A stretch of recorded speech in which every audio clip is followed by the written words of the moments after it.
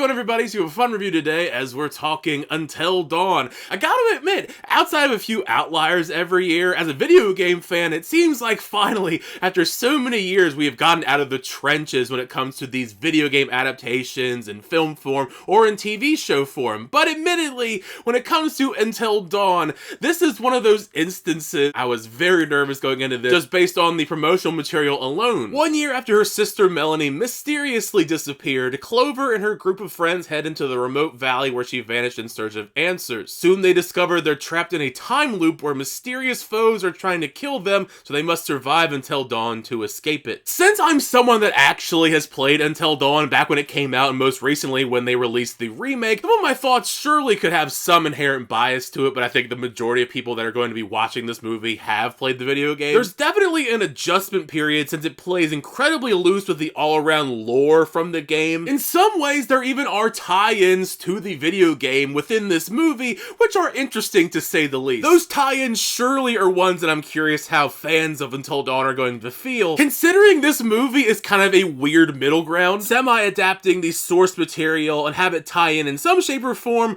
while also mostly trying to be its own entity. No matter how skeptical I was going into Until Dawn, one thing that gave me a good amount of optimism was the fact that David F Sandberg is returning finally to the horror genre. For quite a while, he stepped away from horror and was directing stuff like the two Shazam films for DC. I quite enjoyed his earlier films in the horror genre, whether that be the prequel Annabelle Creation or Lights Out. Even though it's been quite a long time since he's been in the realm of horror, I think he did a pretty solid job. His attention to detail, crafting interesting, inventive scares works well playing into the concept like this. Having such a large sandbox at your disposal to play with for these different killers, the film really does take advantage of that, from supernatural, paranormal, various creatures that include the Wendigo like in the game, and even also like in the game there is a character much like the Psycho. The all-around vibe given off for Until Dawn, the best way I could describe it is it kind of feels like a mixture of 13 Ghosts meets Happy Death Day. Essentially, with so many different things trying and in many circumstances succeeding killing these teenagers,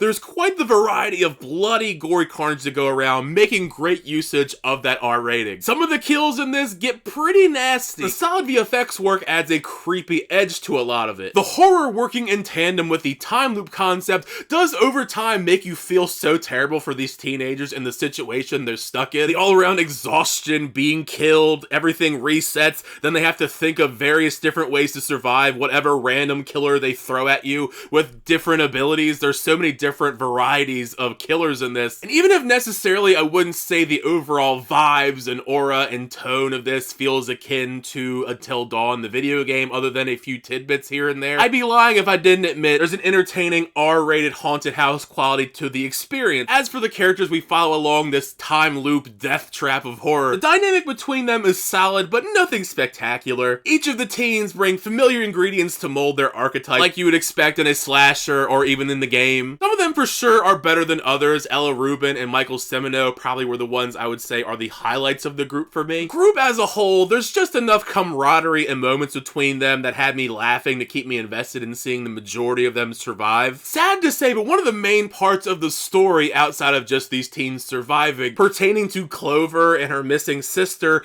probably was the least exciting portions of the overall plot, which isn't exactly ideal given that the connection between her and her sister and the attempts to try and find her is a major narrative through line to Until Dawn's story. None of it has to do with Ella Rubin's performance. I think her performance is solid. I just never found myself being all that interested in their plight. Plus, since I have played the video game, I did find it incredibly jarring that Peter Stormare also is in this as Dr. Hill. That's one of the elements that I think fans are going to be very conflicted on as far as his involvement in the story. His performance is decent. Peter Stormare always gives a pretty good performance, but overall it just felt kind of weird, and it's not something I can talk about at length without giving you spoilers, which I'm not going to do yet. Part of me is torn about the film pertaining to the usage of the Until Dawn name. They of course would never admit it, but I wouldn't be surprised if initially this was some time loop slasher script lying in someone's script drawer and somehow made its way into Sony. Somebody there reworked some elements to add some Until Dawn references, and now it has this brand recognition behind it to market the film. Since there are tie-ins to Until Dawn, but they are incredibly loose. There's moments I found exciting strictly as a horror movie fan, but between elements of the story and lore, additional killers that they add in that aren't in the video game, even the time loop stuff. A lot of that stuff comes off as overly familiar for anyone that's watched a bunch of horror movies. And that's not helped out at all by the fact that the time loop concept we have seen done to death in recent years. Horror by and large has so many different subgenres and ideas, and that's what makes it so appealing,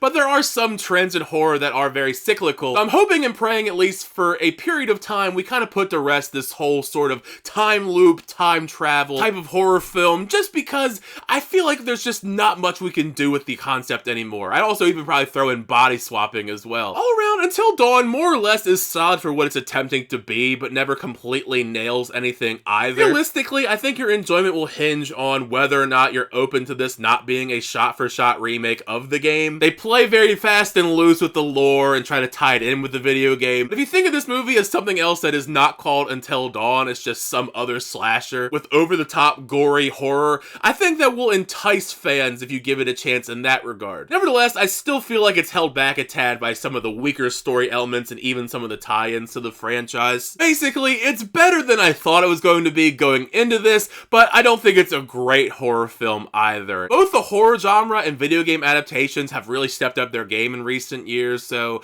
I don't think that Until Dawn, at least in this iteration, is going to be very memorable. To be fair, I could see this finding an audience. It has that sort of haunted house appeal that if you threw this on with a bunch of friends around Halloween time, I think it could be an enjoyable experience. Otherwise, though, I'm not sure you really need to rush out and see this unless you're just a really die-hard Until Dawn fan. More power to any of you that actually try and win that Survive Until Dawn screening competition they got going on. I'm not trying to be in that theater all night and evening to try and win. Either way, though, if you get a chance to check out Until Dawn, make sure you share your thoughts down below. What'd you think of the film? Did you like the film? Did you not like the film? Thank you guys, as always, shout out videos. I always do appreciate it. Make sure you like on the video. Also, subscribe to the channel, some reviews, reactions, unboxings, and more. Until next time, I'll see you guys later.